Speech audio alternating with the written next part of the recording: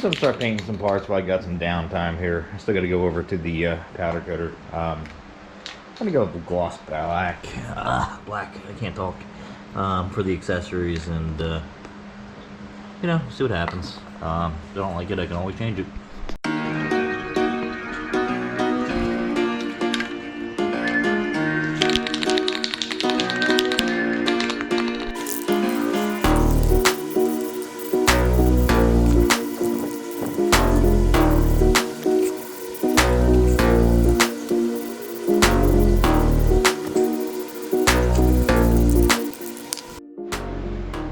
So, those are the 6BT parts painted, but I forgot about that guy. But it's kind of funny because I kind of forgot how all this shit went together. So I had to pull out the alternators and figure it all out. That's 6BT, this is 4BT. These are the 4BT parts. I'm gonna get everything sandblasted before anything else gets painted. I'm gonna paint it all black, but gonna get that painted black as well after I get it sandblasted. For now, I'm gonna get some degreaser on this, degreaser on this, degreaser on this shit, get it all cleaned up, and then kind of really get everything ready for powder coat. I'm gonna get that rear main seal, I don't know what they call it, holder. I'll get that all degreased and get that ready to get pressed out. I might as well just use that one and get a fresh one and swap it over. Yeah, so gonna start getting stuff cleaned up.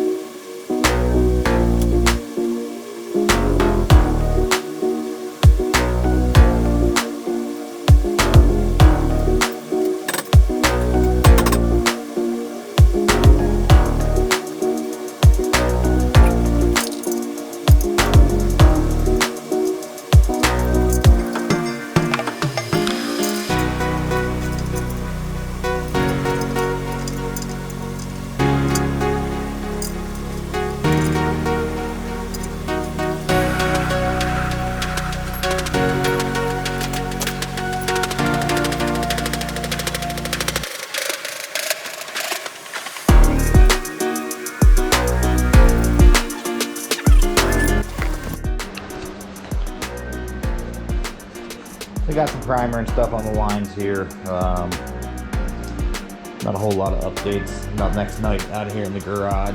I gotta get this place cleaned up. It looks like a fucking bomb went off in here.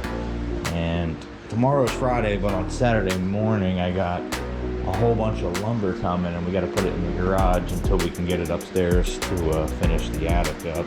So I got to get this shit cleaned up and out of the way. Maybe this weekend get this cleaned up a little bit, and start working on getting this swap in. I have to get some motor mount bolts. I gotta find my other motor mount. I think, yeah, one's in here. The other one actually might be on the block itself. I think I have 4 of them, so I'm good either way. Yeah, that one actually has it on there because I was using it to see if it cleared the turbo. So good to go on that. But I need to get motor mount bolts, and like I said, I'd like to at least get that resting in here, get this thing pushed out of the way. I'd love to get that thing out of here, but just waiting on my buddy. The 302, I think a mild 302 build, but he's been traveling a lot with work, so we haven't had a chance to work on this car. He's like, got a ton of his parts upstairs, and it's a shame because I know he wants to get it done, but it's just hard finding time. But yeah, so gonna get everything boxed up, ready to go to the powder coater. I'm gonna hit Rob up. I'll take you by his shop to go over everything and talk about the colors. And good dude, he's been doing my powder coat for like the last 2 years. Here in the Philadelphia area, powder's tough. It really is. Like, for the longest time, I used the one same dude, and he was great. He got everything done. Then he fell off. Then he came back.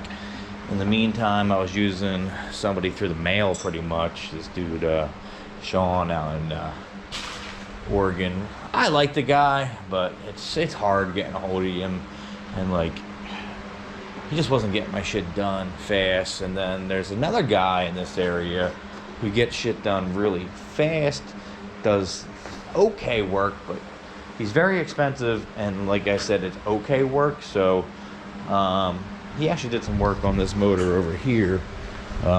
Most of this is Rob. Actually, all 3 powder coaters have done stuff on this because, for example, this bracket here, that bracket there, that bracket there, that came off of my old motor.